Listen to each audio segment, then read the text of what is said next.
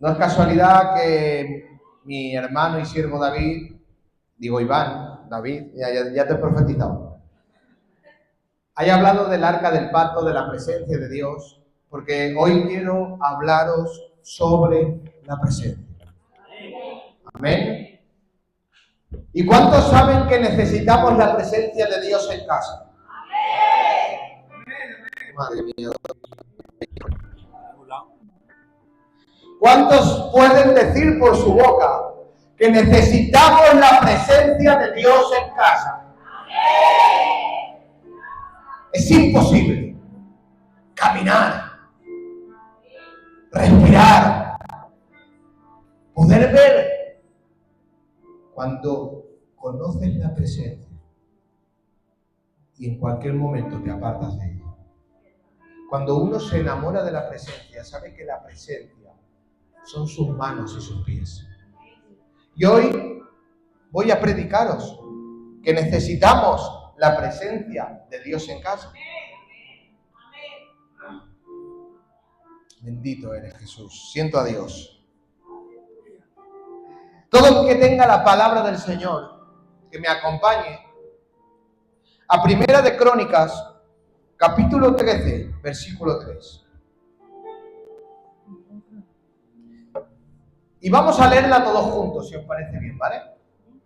Todo el que tenga la palabra del Señor, Primera de Crónicas, capítulo 13, versículo 3. Porque esto es para ti y para mí. Espera un minuto para que la podamos llegar a ver. Mirad lo que dice. Solamente vamos a leer los dos primeros versos. Pero quiero que lo digas conmigo. Que dice: traigamos el arca de Dios a nosotros. Lo voy a volver a repetir. Dice: traigamos el arca de Dios a nosotros. Porque desde el tiempo de Saúl no hemos hecho caso de él. Dile al que tienes a tu lado: traigamos el arca de Dios aquí a la iglesia de la senda. ¿Cuántos en el nombre de Jesús y las quieren traer en el nombre de Jesucristo? Pues dale un fuerte aplauso a la palabra del Señor y te podemos poner aquí.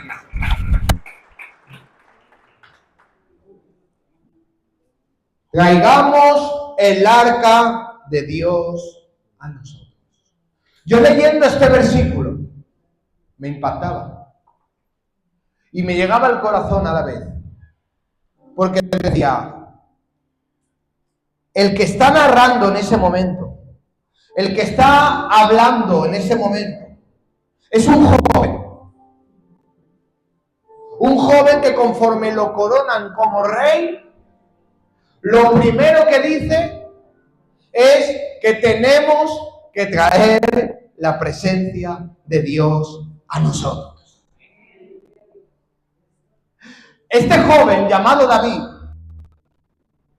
cuando lo coronaron como rey, cualquier persona hubiera dicho: pues ahora quiero restaurar ciertas murallas, ahora quiero fortalecer el ejército de Israel, ahora quiero poner unos sacerdotes un poco más santos, ahora quiero...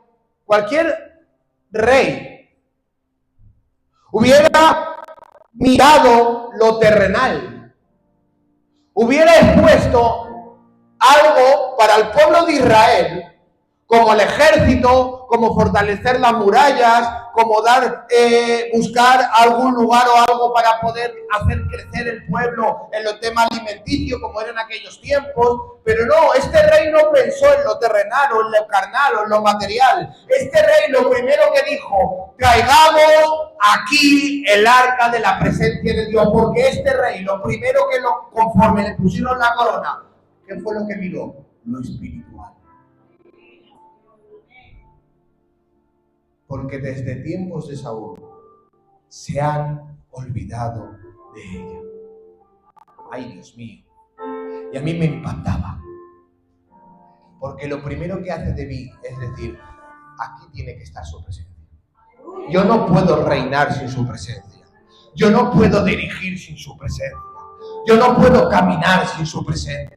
El rey David lo primero que sabía, que para poder dirigir el pueblo de Israel, es que la presencia de Dios tenía que estar en la casa. Y hoy vengo ya a empezar a predicar, hoy vengo a decirte algo de parte de Dios. Tú no puedes dirigir tu matrimonio si su presencia no va contigo. Tú no puedes dirigir tus hijos si su presencia no va contigo. Tú no puedes dirigir las cosas materiales, espirituales, carnales. No puedes hacer absolutamente nada si su presencia no va contigo. Tú no puedes salir del pecado si la presencia de Dios está contigo. Tú no puedes caminar, te lo puedo asegurar, en las cosas materiales de tal manera, por ejemplo, como la economía. Si la presencia de Dios no va contigo, Él tiene que ir un paso por delante, Él tiene que ir con una mirada por delante, Él tiene que ir caminando por delante, porque te puedo asegurar que si su presencia no va por delante, nada podemos hacer, nada podemos ver, nada podemos oír. Te puedo decir como cristiano y como siervo del Señor, durante 16 años que llevo sirviendo, no podemos hacer absolutamente nada si la presencia no va con nosotros. Sin tu casa, sin tu iglesia, sin tu economía, su presencia tiene que estar contigo. Imposible. Y el rey David lo sabía. Pero me choca como dice, desde los tiempos de Saúl, nos hemos olvidado de él. Y me impactaba, porque Israel no era conocido por el pueblo de la fortaleza, o de el pueblo que más conocimiento tuviera, el pueblo del ejército, o el pueblo fuerte. Israel nunca ha sido conocido por eso. Israel siempre ha sido conocido por el pueblo de la presencia de Dios. De tal manera que el ángel de Jehová se presentaba directamente a los profetas o a los patriarcas. Pero la primera vez que descendió la presencia de Dios fue cuando fue libertada por Faraón. Dice que se manifestó como una columna de fuego, como una columna de humo. Cuando llegaba el sol, ese sol asfixiante, dice, y la presencia de Dios se manifestaba como una columna de humo. Y por la noche cuando tenían frío, dice, y se presentaba como una columna de fuego. Esa fue la primera vez que descendió la presencia de Dios sobre el pueblo. Y dice que cuando la presencia de Dios descendió sobre el pueblo, lo primero que pasa es que se abre el mar muerto. Lo primero que pasa cuando viene la presencia de Dios sobre el pueblo de Israel es que se abre el mar muerto. Pero es que después de abrirse el mar muerto, estando la presencia de Dios con el pueblo de Israel, dice que los ropajes no se rompían, que iban creciendo y creciendo y creciendo y no se rompían ni se llenaban de polvo. Los ropajes todos los días estaban limpios, todos los días estaban impolutos, iban creciendo con la talla de sus pies y con el tamaño de sus cuerpos. Estando en la presencia de Dios, descendía maná del cielo, y dice la palabra que comían todos los días bajo la presencia del Señor. Estando en la presencia del Señor, una roca les perseguía y les daba de beber todos los días agua. Estando en la presencia de Dios en medio del pueblo de Israel, dice que le picaban escorpiones y no les hacía daño. Dice la palabra que estando en la presencia de Dios con el pueblo de Israel, le picaban escorpiones y le mordían serpientes y no les hacía daño. Era tanto la presencia de Dios que dice la palabra que la presencia los lideró, la presencia los guió, la presencia los sustentó, la presencia los cuidó, la presencia los protegió y la presencia los defendió. Y de tal manera se enamoraron de la presencia de Dios que llega Jehová y le dice: mirad que os digo, os enviaré un ángel, os enviaré el maná, os daré el agua, hará que los escorpiones os piquen y nos hagan daño, vuestros ropajes seguirán sin romperse, vendrán aves del cielo y os alimentaré, pero mi presencia no irá con vosotros. ¿Y sabéis qué dice el pueblo de Israel? No queremos prodigios, no queremos milagros. Si tenemos que morir de hambre, moriremos. Si tenemos que morir sin beber agua, moriremos. Si tenemos que picarnos escorpiones y serpientes y caer enfermos, vamos a enfermar. Pero dice, pero que tu presencia siempre ande con nosotros. Nos quedamos en el desierto si es necesario, pero que tu presencia siempre esté con nosotros. Y yo te hago una pregunta, iglesia de la senda. ¿Qué es lo que tú quieres de parte de Dios? Los prodigios, los milagros, las sanidades. ¿Qué es lo que tú quieres de Dios? Te vengo a decir algo de parte de Dios. Tú no quieras lo que Dios te pueda dar. Tú quieres a Dios. Porque si tienes a Dios, Él te dará lo que es necesario para tu vida. No quieras lo que Dios te pueda aportar. Quieres su presencia. Y el pueblo de Israel era el pueblo de la presencia. Por eso el pueblo de Israel era conocido como el pueblo de la presencia del Señor. Pero mirad, hermanos, van a dejar de valorar la presencia. Se habían acostumbrado a la presencia. De tal manera se acostumbraron a la presencia que dice la palabra, y empezaron a dejar de valorar la presencia. Ay, Dios mío, Señor. Qué malo es dejar de valorar a nuestro Dios. Qué malo es dejar de valorar lo que Dios hace contigo. De que Dios camine contigo. De que Dios sustente tu casa, tu vida, tu familia. Qué malo es dejar de valorar y acostumbrarte a algo como si ya fuera tuyo. De tal manera dejaron de valorar la presencia, queridos hermanos, que todo empezó en los tiempos de Elí. Dice la palabra que el sacerdote Elí dejó de valorar tanto la presencia de Dios que su linaje les permitió que hicieran lo que le diera la gana. Elí era un linaje de sacerdotes. Tenían la obligación de estar 24 horas los 7 días de la semana continuamente bajo la presencia de Dios en santidad y en espiritualidad. Y él tenía la obligación de enseñar a sus hijos los mismos caminos que le enseñaron a él. De que la presencia de Dios se respetaba. Que la presencia de Dios había que pagar un precio. Que la presencia de Dios no iba a estar contigo simplemente por 4 lágrimas o por un arrepentimiento no genuino. Uy, pastor, qué duro vienes. Y Elí, en vez de coger y enseñarle lo bueno a sus hijos, enseñarles a ser sacerdotes como deberían de ser, que es con respeto, con santidad y con obediencia. Dice la palabra, y Elí permitió el pecado en su casa. Y empezó a dejar de valorar la presencia. De tal manera que dice en 1 de Samuel capítulo 2, 17, que Elí dejó de valorar tanto la presencia de Dios que dice, y era pues muy grande delante de Jehová el pecado de los jóvenes. ¿Y sabéis por qué? Dice, porque los hombres menospreciaban las ofrendas a Jehová. Ay, Dios mío. ¿Qué has hecho, Elí?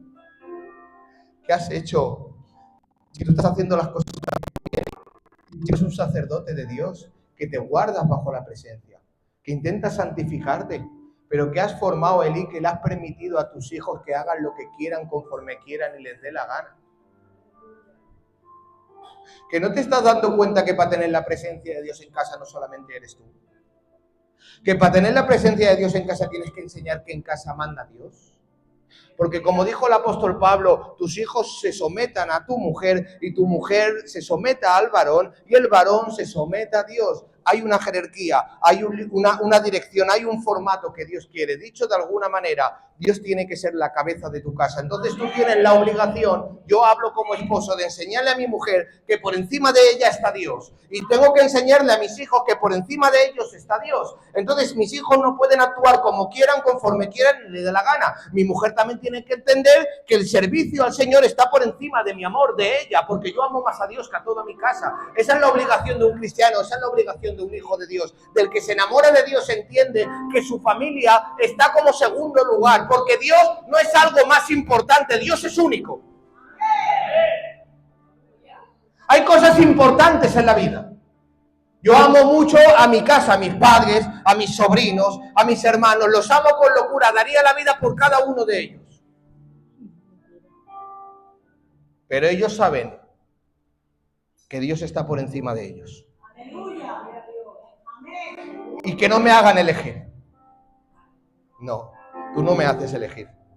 Tú no me vas a dejar elegir entre tú y Dios. Hijos míos, Yo hablo por mis hijas porque mis hijas son la luz de mis ojos. Yo no puedo decir, hijas, haced lo que queráis. Si queréis recibir al Señor en casa, bien, y si no, pues yo no puedo hacer eso. Decir, mira, aquí en casa hay unos estatutos, hay una dirección. Dios manda. Entonces tú te vas a someter, mientras estés bajo mi techo, a las directrices de Dios. En mi casa se ora. En mi casa se ayuna. En mi casa se escuchan alabanzas, no a Bad Bunny, ese cómo se llama. Que no sé ni cómo se llama. En mi casa se santifica. Porque entiendo que si yo quiero, cuando me ponga en mis rodillas y me ponga delante de Dios, yo quiero que mi casa sea dirigida por Dios. Y como quiero que mi casa sea dirigida por Dios, yo tengo primero que dirigir mi casa, porque así es como Dios me va a respaldar. Porque va a decir, si tu hija hace lo malo no es por tu culpa, Juanjo. Si tu mujer hace lo malo no es por tu culpa, Juanjo. Es porque ellos han querido elegir esa dirección, pero no porque tú en tu casa no haya unos estatutos y haya unas normas y haya una cabeza visible. Eso no es culpable tú. Por eso yo cuando me pongo de rodillas y le pido a Dios, le digo, Señor, ayúdame a dirigir mi casa, que sé que es difícil, porque sé que no todos los matrimonios son iguales. Sé que todos los hijos no son iguales, lo sé, hermano, siempre hay una oveja negra en medio de las blancas. Siempre hay hijos que son obedientes y otros desobedientes. Sé que hay matrimonios, en este caso yo siempre hablo por parte de la mujer, que hay mujeres que han conocido al Señor, que están sometidas a Dios, hay otras que lo fingen porque aún no han conocido al Señor, porque si lo conocieran, te seguirían en todas las decisiones. Pero sé que hay a veces en los matrimonios hay tensión, sé que a veces en los matrimonios hay circunstancias, pero yo te vengo a decir algo de parte de Dios. Te lo digo así. Cuando pasen momentos así, complicados, siéntate en la mesa con ellos. Venid al comedor, vamos a sentarnos, que tengo que hablar con vosotros, siempre con amor, ¿eh? Escucha, yo a mis hijos les enseño más con el amor que con la exigencia, ¿eh? Con el amor de Dios marcando, porque Dios hablaba con mucho amor, pero también marcaba. Hay una circunstancia en tu casa con tu mujer, con tus hijos, siéntate con ellos. Dile, mira, tengo que hablar con vosotros.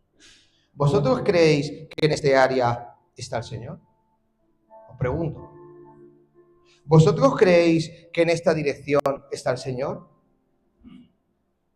¿Vosotros creéis que en este vocabulario está el Señor? Y puedo empezar a tocar muchos puntos. Pero si tú vienes de esas maneras y vas con la palabra del Señor, y tú tienes testimonio, porque yo puedo decir lo que quiera, pero si yo no tengo testimonio, lo primero que me van a decir, papá, si tú eres el primero. Marido, si tú eres el peor. Pero si yo voy con mi ejemplo a mi casa, lo primero que hago es que me tengan que escuchar. Y lo que yo les diga lo tengan que establecer, porque yo soy el primero que lo cumple. Por eso Elí dejó de valorar tanto a Dios y su presencia, que dice la palabra, y por permitir el pecado dio tan poco valor al pueblo. Porque te digo algo como pastor, si yo no le doy reverencia a la presencia de Dios aquí en la casa del Señor, yo hablo en mi iglesia, el pueblo tampoco la va a dar, porque yo soy la cabeza visible.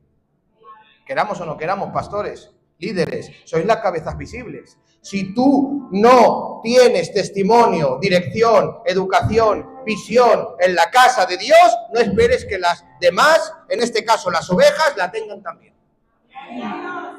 No. Empieza por ti. Yo hablo por mí. Y entonces los demás te escuchan. ¿Amén? Me estoy metiendo en camisas de 11 varas. Pero lo estoy predicando porque lo siento de Dios.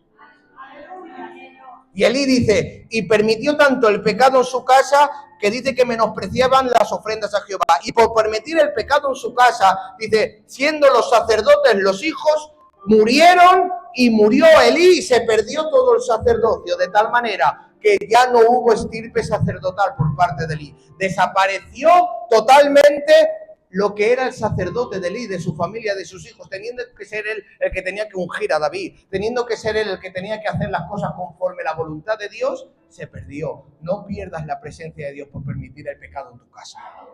No pierdas la presencia de Dios por permitir a tus hijos que hagan lo que quieran. No pierdas la presencia de Dios por permitir a tu marido o a tu mujer lo que quiera. Hazme caso, la presencia de Dios es más importante que todas las cosas. La presencia de Dios es la que te va verdaderamente a darte la salvación para tu casa y para tus hijos. Tú quieres a tu familia, yo la quiero y la amo con toda mi vida, pero hacerme caso, decirle, la presencia de Dios es la que te va a coronar, la presencia de Dios es la que te va a salvar, la presencia de Dios es la que te va a dar unas moradas en el reino de los cielos. Amén. Y fue tan grande, dice la palabra, que dejaron de valorar la presencia. ¿Qué te creéis que pasa? Que dice, y llegaron los filisteos y se atrevieron a llevarse el arca del pacto de Dios. ¿Cómo? ¿Los filisteos? Los que cuando decían que venía Israel con el arca de la presencia se asustaban y temblaban. Los que decían que cuando la presencia de Dios iba con el pueblo de Israel salían corriendo y se ponían a llorar. Llegan los filisteos y se atreven a llevarse el arca del pacto. ¿Sabes qué pasa? Que cuando tú le das tan poco valor a las cosas de Dios, cualquier mundano, mundana o cualquier cosa de este mundo se va a atrever a entrar en tu casa, a robarte lo poco que tienes de Dios y a romperlo todo. Porque le das tan poco lugar a la presencia de Dios, le das tan poco lugar a Dios, que haces que cualquiera que debería, verte como una persona santa, para que tú me entiendas. Voy a hablar de este joven, por ejemplo, que tengo aquí a mi lado. Él es joven, él es soltero, está en una edad pues para rehacer su vida, para hacer muchas cosas en su juventud. Pero cuando llega a la iglesia y sube a un púlpito como ahora a decir 2 palabras, toda la iglesia, ¿sabéis qué es lo primero que dice de él? Este joven es un hombre de Dios. Este joven no la vemos con cualquiera. Lleva tiempo buscando una mujer que sea una mujer fundamentada para su vida. Este joven no lo vemos en una discoteca. A este joven no lo vemos con gente mundana juntándose continuamente. A este joven no lo vemos haciendo otra cosa que sirviendo al Señor y buscando la presencia de Dios en casa. Entonces, ¿qué pasa? Que como este joven le da tanto lugar a la presencia de Dios, todos los jóvenes quieren ser como él, quieren ser un referente como él, lo ven de diferente manera. Entonces, el que se le arrima es porque quiere a Dios. No se le arrima al que se quiere ir a las discotecas. No se le arrima al que quiere ir a tomarse 2 copas. Se le arrima el que quiere acercarse a la presencia del Señor. Bendita sea el Señor, porque así tú le des de lugar o de valor a la presencia, así te se van a arrimar y así te van a valorar. Te digo algo, ¿cuánto valor le das tú al Señor? ¿Cuánto valor le estás dando tú a su presencia? Dale valor, porque te se puede acercar o palomillos o víboras. No, hermanos, no permitas que la víbora te se acerque. No permitas que el diablo te robe lo poco que tienes. Y los filisteos se atrevieron a llevarse el arca del pacto. Ay, Dios mío. Llega la presencia de Dios y mata a Elí y a los hijos de Elí. Y llega los filisteos y le da tan poco valor a la presencia que le roba la presencia de Dios a Israel. Y dice, pues vamos a hacer 2 altares. Porque ahora tenemos a Jehová de los ejércitos y también tenemos al dios Dagón. Los filisteos estaban disfrutando porque tenían los 2 dioses. Tenemos a Jehová cuando nos da la gana y cuando nos da la gana tenemos al dios Dagón. Cuando quiero soy de Dios y cuando quiero soy del mundo. Cuando quiero soy espiritual y cuando quiero soy carnal. Y tenían 2 altares, hermanos. ¿Y sabéis qué pasa? Que al final a uno acabas adorando y al otro aborreciendo. Y empezaron a jugar con los 2 dioses. ¿Y sabéis qué es lo que pasó? Dice, y vino una enfermedad tan grande sobre los filisteos que empezaron a salir tumores.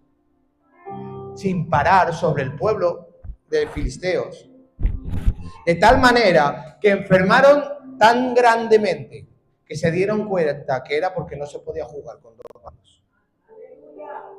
Y dijeron, vamos a devolver la presencia que nos está matando. Que no podemos jugar a dos bandos, vamos a quedarnos con uno de los dos. Y yo te hago una pregunta, ¿con quién te quieres quedar tú? ¿Con quién? Jehová de los ejércitos. ¿Con quién te quieres quedar tú? ¿Con quién te quieres quedar tú? Yo me quedo con Jesús, mi Redentor, mi Rey, el que me ha salvado y me ha dado vida eterna, el que ha muerto por mí por todos mis pecados, el que ha derramado hasta la última gota de sangre, el que se ha crucificado por amor a mí. Yo me quedo con Él, que Él me ha coronado, que Él me ha puesto en el libro de la vida, que Él me ha puesto delante de la presencia del Señor. Yo me quedo con Jesús, pero los filisteos no supieron quedarse con Jehová, prefirieron quedarse con el Dios Dagón. ¿Por qué? Porque ese les permitía hacer lo que quisiera y lo que le diera la gana, pero ellos no sabían que eso traía muerte, ruina y destrucción a su vida. Quédate con Jesús, no elijas, no pienses más, puestos los ojos en el autor y consumador de la fe, no mires las olas que se levantan, no mires los mares ni las aguas, pon la mirada en Jesús. No quieras elegir más entre dos bandos, hermanos, no. Y como los filisteos lo sabían, dijeron, vamos a devolver el arca del pacto. Porque vemos que la presencia ha matado a una casa en desorden, pero la presencia de Dios también ha matado a los filisteos. La presencia no puede estar en una casa que permite el pecado, pero tampoco en una casa que está jugando a dos bandos. Vemos que la presencia ya no puede estar en dos sitios. Y dice, pues vamos a devolvérsela a su pueblo. Y dice, y cogieron cinco tumores de oro, y también hicieron 5 ratas de oro, y lo pusieron sobre el altar, sobre el arca. Y lo llevaron a la presencia, dice, uno por cada ciudad del pueblo de Filistea, para que les perdonara. Y van el arca, ¿y a dónde creéis que va? A Bersebe, donde estaban los levitas del Señor. Esto es tremendo, ¿eh? Y como la presencia tenía tan poco valor ya, hasta para el pueblo de Israel, que llegan los levitas y ven viniendo el arca, ven viendo la presencia como se acerca de ellos. Cualquier hombre de Dios, cuando viene la presencia de Dios, disfruta, danza, canta, baila, pone la mirada en Jesús, pero dice, pero los levitas viendo el arca de la presencia, en vez de danzar, cantar, alabar y adorar, se fijan en el oro que pusieron los filisteos. Que te han robado la presencia, y cuando viene la presencia te fijas en lo material. Que te han robado la presencia de Dios y te fijas en lo carnal. Y dice, y llegando los levitas, uno de ellos, queriendo tocar el oro, abrió el arca, y dice, y murieron 5.070 levitas al instante.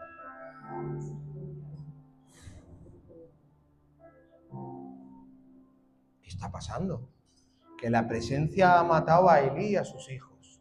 Que la presencia ha matado a los filisteos, pero es que ahora la presencia también ha matado a los levitas. ¿Qué está pasando con la presencia que no puede estar en ningún sitio? Que está matando a todo el mundo, que la presencia no puede morar en ningún lugar. ¿Qué pasa con la presencia? Ay, Dios mío, esto es impresionante, ¿eh? Y dicen, que nos ha matado a 5.070 levitas. ¿Qué hacemos con la presencia? Y dice la palabra, y cogiendo la presencia se fueron y la llevaron a casa de Admiradá. Y la escondieron a un lugar donde se llamaba Bosques Fondosos. Y la dejaron ahí apartada durante 20 años. Bendito sea la presencia del Señor. Que vosotros los levitas morís por no tener respeto y santidad y obediencia. Morís 5.070 levitas y le cogéis de tal miedo a la presencia que lo lleváis a casa de otro levita para esconderla y guardarla. ¿Y seguís haciendo culto sin presencia? ¿Y seguís danzando sin presencia? ¿Y seguís cantando levitas sin presencia? Durante 20 años, admirada, estás haciéndole culto al Señor sin presencia.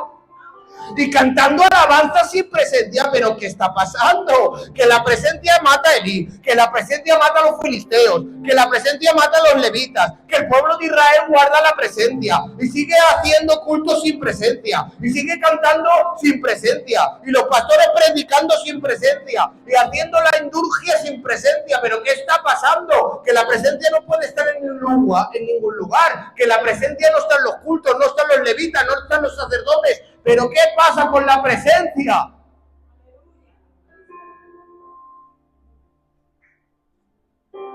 Pero volvemos al principio. Uno llamado David se acuerda de la presencia. Y no se acuerda porque mató a Elí, ni tampoco se acuerda porque mató a los filisteos, ni tampoco se acuerda porque mató a los 5.070. Se acuerda porque dice, porque yo necesito reinar con su presencia. Y es que cuando uno está enamorado de la presencia, no ve lo malo del Evangelio, no ve el sacrificio del Evangelio, no ve la dureza del Evangelio. ¿Sabes qué es lo que ve? Ve el amor de Dios, el sacrificio de Dios, la sangre del Cordero. Eso es cuando uno está enamorado de la presencia, no ve lo que cuesta pagar el precio de venir a las 8 de la mañana aquí a la iglesia, abrir, preparar el bar, o preparar la música, o hacer un discipulado, cualquier cosa. Eso no lo ve. No ve el ir a tocar la puerta del hermano que no viene, o hacer una llamada telefónica. Eso eso no lo ve. Le da igual barrer la casa, cambiar una bombilla, poner sus rodillas él solo, orar por tu casa aunque tú lo maldigas. Eso le da igual, porque entiende que el amor de Dios es mayor que todo sacrificio y que todo esfuerzo. Entiende que la presencia de Dios está por encima de todas las cosas. Y ese hermano no ve lo malo, ve lo bueno, ve que Dios cuando está en su casa lo dirige, lo lleva, le da la visión, le da la autoridad. Por eso en el nombre de Jesús, fíjate en la presencia, pero con ojos de amor. Y David lo miraba con ojos de amor y dice, ir a casa de admirada y traérmela. Y claro, como era una casa que estaba Dios en su casa, pero no estaba su presencia, no quiero profundizar aquí. Dice, y el hijo de admirada dice, con la presencia caminaba. Y se le ocurre tocar el arca del pacto y dice, y murió al instante. Hermanos, ¿estáis escuchando? La presencia ha matado a Elí. La presencia ha matado a los filisteos. La presencia ha matado a los levitas. Y ahora también ha matado al hijo de admirada. ¿Pero qué hacemos con la presencia de Dios? Que está matando a todo el mundo. Y llega David y dice, ¿qué hacemos? Si ha matado a todos esos, yo no puedo traerle a mi casa. Porque si traigo a mi casa la presencia, matará a mis hijos. ¿Qué hacemos? Y llega uno y le dice, mira, conozco a un levita que es diferente a los demás levitas. ¡Ay, Dios mío! Sí, conozco a un levita, que este levita es diferente a los demás levitas. Este no se fija en el oro. Este no se fija en las cosas materiales. Este no se fija en las cosas carnales. Este levita es diferente. Si quieres, David, se la llevamos a él. ¿Alguien sabe cómo se llama? ¿Cómo? ¿Que lo he escuchado por ahí? Obed-edom. Y dice la palabra, que llega David y dice, vamos a enviársela a él, a ver qué pasa. Mientras yo medito, ¿qué hacer con la presencia? Y ahora voy a entrar en el final, ¿vale? Y llega la presencia de Dios en dirección a casa de Obed-edom. Y yo estaba estudiando un poco esta casa. Y esta casa, esta familia, por lo que yo estaba estudiando, era una familia más bien pobre. Una familia que económicamente no tenía dinero. Porque Obed-edom, pudiendo venderse como los levitas porque se vendían, él no se vendió, él se guardó. Y en su casa le faltaba la economía. Y yo me imagino a su mujer y a sus hijos diciéndole, papá, que quiero ir al Primar a comprarme una camiseta básica y un pantalón y no tenemos dinero. ¿por qué no haces como los demás levitas? Y yo me imagino a su mujer diciéndole, Obed, que no tengo para darles de comer a las hijas, que qué hacemos, que no hay ni arroz blanco, que mira todos los demás levitas cómo están actuando, ¿por qué no actúas tú de la misma manera? La presión de la casa. Pero Obed decía, no, Dios proveerá. Yo sigo manteniéndome como estoy. Porque llegará un día que entrará la presencia de Dios por la casa y todo cambiará. Pero mientras estaba así, Obed-Edom, él seguía bajo la presión de su casa. Bajo los 70 hermanos, porque tenía 70 hermanos, sobrinos, y todos pasando una economía muy mala y un sufrimiento muy malo cuando se podían vender. Y llega y le tocan a la puerta. Obed, mira que soy el siervo de David y vengo a traerte algo que no sé si llamarlo bueno o malo. Vengo a traerte a alguien que se llama la presencia de Dios, que ha matado a los hijos de Elí y a Elí, que ha matado a los filisteos, que ha matado a los 5.070 levitas, que ha matado al hijo de Amminadab. ¿La quieres en casa, Obed-Edom?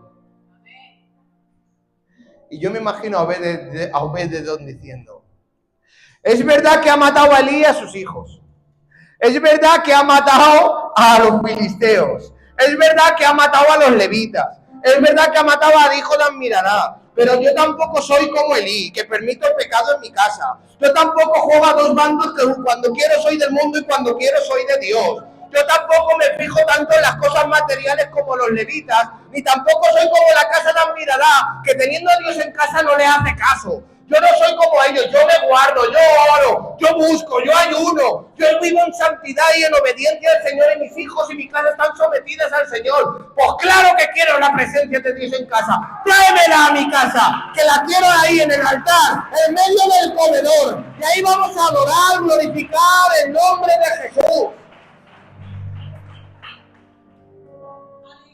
Y dice, y llegando el arca del pacto, se presentó. Y en esos 3 meses, dice la Biblia, todo, repite conmigo, todo lo que tenía prosperó. Amminadab 20 años, no ocurrió nada. Obed-Edom 3 meses, todo fue prosperado. Ay, Dios mío, porque Obed-Edom no era igual que los demás. Obed-Edom respetaba la presencia del Señor. Y dice la palabra, y llega el rey David y dice, ¿qué pasa con Obed-Edom? ¿Lo ha matado también? Y dice, no, Obed-Edom está prosperando continuamente. Y yo me imagino al rey David diciendo, ¿y qué ha hecho Obed-Edom para que prospere? Que ha matado a Elí, que ha matado a los filisteos, que ha matado a los levitas, que ha matado al hijo de Bexere. ¿Qué ha hecho Obed-Edom para que la presencia no lo mate, sino que prospere? Dime. ¿Sabes qué ha hecho? Yo me imagino a Obed diciendo, ven, pasa, David, ven. Y David le diría, ¿qué has hecho? Y dice, ¿sabes qué he hecho? Digo, ven. Ven, ponte conmigo. Ponte aquí conmigo. Dice, esto es lo que he hecho. Cuando me levantaba, me ponía a buscar su presencia de rodillas.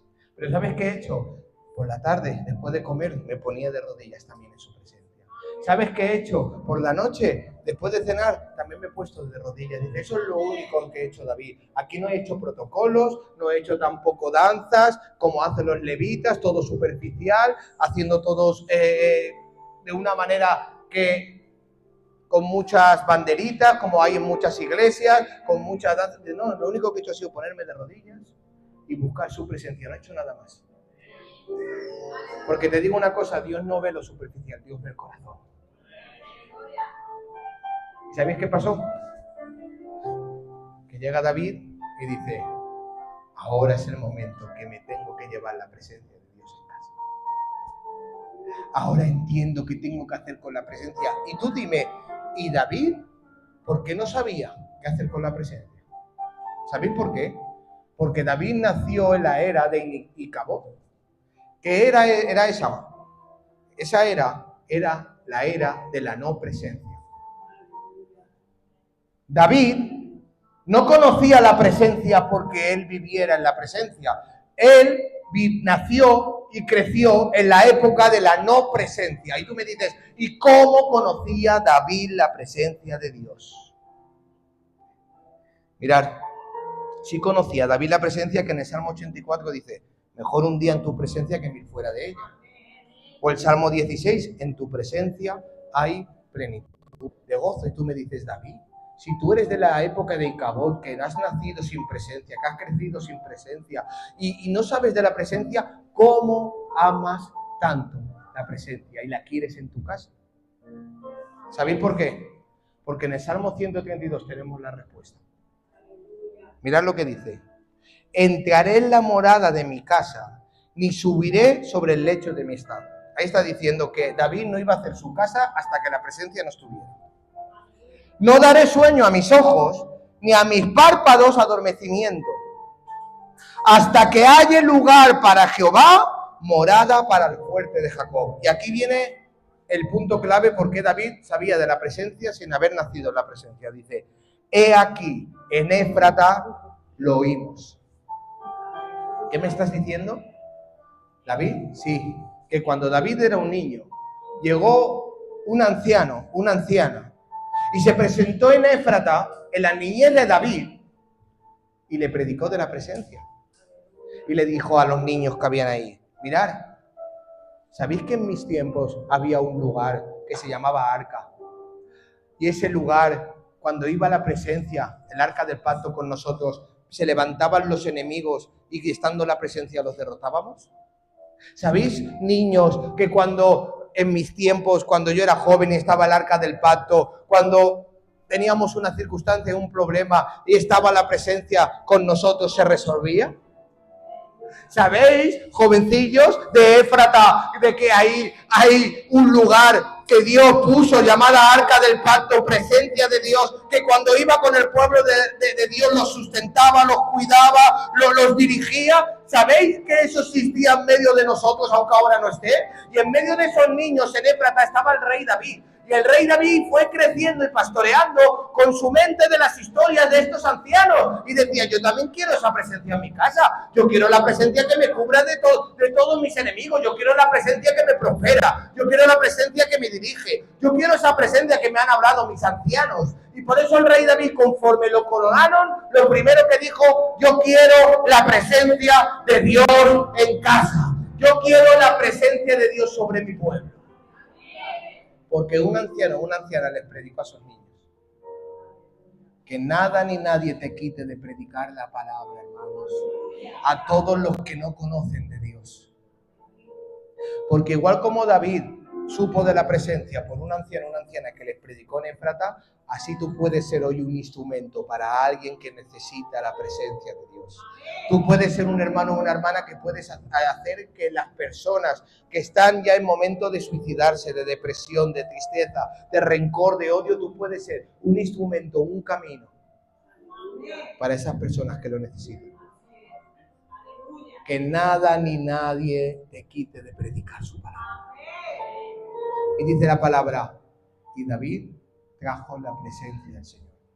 Y mirar si la trajo de una manera impresionante, que dice en el libro de Hechos, en el capítulo 15, 16, y después de esto volveré y reedificaré el tabernáculo de David, que está caído, y repararé sus ruinas, y lo volveré a levantar, para que el resto de los hombres busque al Señor, y todos los gentiles sobre los cuales mi nombre es invocado, dice el Señor, a este haré conocer todo esto desde tiempos antiguos. ¿Cómo? ¿Por qué, Señor, me estás hablando del tabernáculo de David y no del tabernáculo de Moisés y no del tabernáculo de Salomón? ¿por qué me estás hablando del tabernáculo de David? ¿Sabéis por qué? Porque este joven que escuchó en Éfrata de la presencia de Dios, cuando lo coronaron, lo primero que hizo fue traer la presencia de Dios a su casa, de esta manera. Pero es que no es que él trajo la presencia de Dios a su casa, es que la trajo de la manera como la trajo Obed-Edom. ¿De qué manera? No había sumo sacerdote, no había lugar santísimo, no había velo que apartara, y tampoco estaba el sacerdote con los cascabeles pues, por si moría en la presencia. No había lavacro, no era como con piedras preciosas y querubines en los cielos llenos de oro. No, por eso cuando llega en el libro de Hechos y dice que Dios se acuerda del tabernáculo de David, está diciendo, yo quiero un lugar como hizo David. ¿Qué tabernáculo era el de David? El tabernáculo de David era una tienda de campaña. Una tienda de campaña que ahí tenía el arca de la presencia del Señor, hermanos. Ahí no había lugar santísimo, ahí no había lugar santo, ahí no había levitas, ahí no había absolutamente nada. ¿Sabes quién estaba ahí? Dice, todos los que querían la presencia de Dios iban a ese tabernáculo y buscaban la presencia de Dios. Todos los que querían adorar al Señor o querían estar cerca de la presencia de Dios, allí se acercaban y buscaban. Por eso Dios se acordó. Y se acuerda del tabernáculo de David. Porque ahí no hay protocolos. Ahí no hace falta ser pastor para acercarte al Señor. Ahí no hace falta ser líder para poder hacer su propósito. Ni tampoco para cumplir el ministerio de reconciliación. Ahí solamente hace falta hombres y mujeres que quieran de la presencia del Señor. Y ese tabernáculo de David eres tuyo. Si tú quieres, puedes tener su presencia. Si tú quieres, puedes tener la gloria de Dios en tu casa. Pero para que la presencia habite, ordena tu casa. Para que la presencia habite, no juegues entre dos mundos. Para que la presencia habite, no mires las cosas materiales. Para que la presencia habite, no solamente quieras a Jesús y no le hagas caso. Para que la presencia habite, esos 4 requisitos, si no las cumples, es raro que esté la presencia contigo. Pero si los cumples, lo tendrás todos los días de tu vida hasta que venga el Señor a por ti. Sí y amén. Amén. Claro que sí, dan un fuerte aplauso. Amén.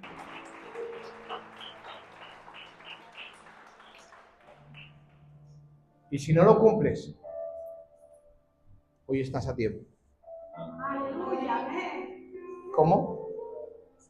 Si no cumples alguno de estos requisitos, hoy estás a tiempo de pedir, Señor, perdóname porque no he sabido dirigir a mis hijos. Señor, perdóname porque juego entre dos mundos. Señor, perdóname porque no te hago caso. Señor, perdóname porque me fijo más en lo material que en lo espiritual. Y si hoy te pasa alguna de esas cosas, hoy estás a tiempo de ponerte de rodillas y decir, Señor, perdóname porque estoy jugando con tu presencia y con tu presencia no se juega. Estoy jugando con tu amor y con tu amor no se juega. Estoy jugando con tus caricias y con tus caricias no se juega. Hoy es el tiempo, hoy es el momento, hoy es el día que si estás jugando con algún lugar de estos, hoy puedes decirle al Señor, perdóname, porque quiero tu presencia conmigo. Inclina tu rostro de donde estás. Ponte delante del Señor. Y si hay algo que falles, hoy puede venir la sangre de Jesucristo y limpiarte de todo pecado. Hoy puede venir el Señor y ordenar tu casa. Hoy puede el Señor sacarte de jugar con el mundo. Y hoy Dios puede llenar tu altar de fuego, porque te has olvidado ya de su presencia. Hoy es el momento de decir, Señor, quiero tu presencia, porque tu presencia me alimenta, tu presencia me dirige, tu presencia me limpia, tu presencia es la ama de mi casa, porque sé que en tu presencia hay plenitud de gozo, porque sé que en tu presencia hay sustento, hay cariño y hay llenura. Hoy es el tiempo, iglesia de la senda, de que te pongas delante de Dios y le digas, Señor, quiero tu presencia. En el nombre de Jesús, Espíritu Santo, muévete ahí donde estás. Camina en medio de tu pueblo. Y golpea, Señor, en el corazón a todos los que necesiten de tu presencia. Porque como dice Apocalipsis 3:10, Él está a la puerta y llama, y el que le abre, Él cenará con Él y tú cenarás con Jesús. Pero necesitas abrir la puerta de tu corazón. Si tú no le abres la puerta de tu corazón, Dios no puede ordenar lo desordenado. Hoy es el momento donde la presencia quiere entrar en tu corazón. Hoy es el momento donde la presencia quiere ordenar tu casa. Pero hoy es el momento donde tienes que decirle al Espíritu Santo: sí quiero, te abro la puerta, mora sobre mí. En el nombre de Jesús. Espíritu Santo, por el poder de tu palabra, Señor, extiende tu gracia y pon tus manos sobre ellos, Señor. Y si hay algo que el diablo, Señor, haya hecho mella en ellos, lo echamos fuera en el nombre de Jesús. Espíritu Santo, sé que estás haciendo la obra. Todo rencor, todo odio, Señor, toda depresión, tristeza, Señor, hazla desaparecer hoy en el nombre de Jesús. Y que en esos cuartos vacíos tu presencia sea la dueña. En esos cuartos vacíos tu presencia sea la que habite, Señor. Por el poder de tu palabra. En el nombre de Jesucristo, Señor, ahora. Toda ruptura, Señor, sánala. Sana las heridas, Señor. Sana los corazones y las vidas. En el nombre de Jesús. Tu presencia tiene que morar en la casa. Tu presencia tiene que morar en los jóvenes. Tu presencia tiene que morar sobre los que se han olvidado. La casa de la senda, sin tu presencia nada pueden hacer, Señor. Por eso, en el nombre de Jesús, extiende tu mano y tu gracia, Señor. Y no permitas que a nada ni nadie les pueda robar tu presencia. En el nombre de Jesús.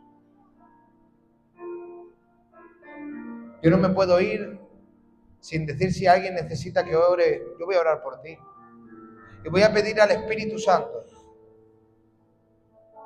que puedas tener la presencia contigo.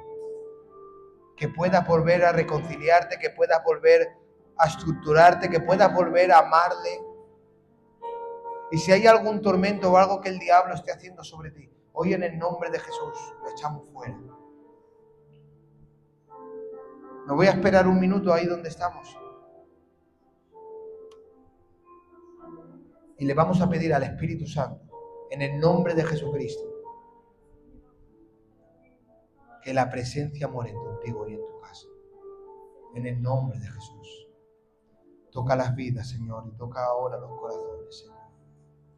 En el nombre de tu palabra, Señor. Espíritu Santo, te adora mi alma. Te adora mi ser, te adora todo lo que soy, Señor. Tú has traído, Señor, el poder de tu palabra sobre la iglesia, Señor. Que no se olviden, Señor, que tu presencia tiene que ser lo único. Tú tienes que ser lo único que tiene que morar en ellos. En el nombre de Jesucristo. Por el poder de tu palabra, Señor. Oshakai Darai Shetalai. Oh, Manshei Darai. Espíritu Santo, te adora mi alma, Señor. Sana los corazones, Señor, de los hermanos que se han apartado de tu presencia. En el nombre de Jesús. Ushakai Darai Shetalai. Aleluya, aleluya, aleluya, aleluya. Oh, my Shetarai Baba Ishei.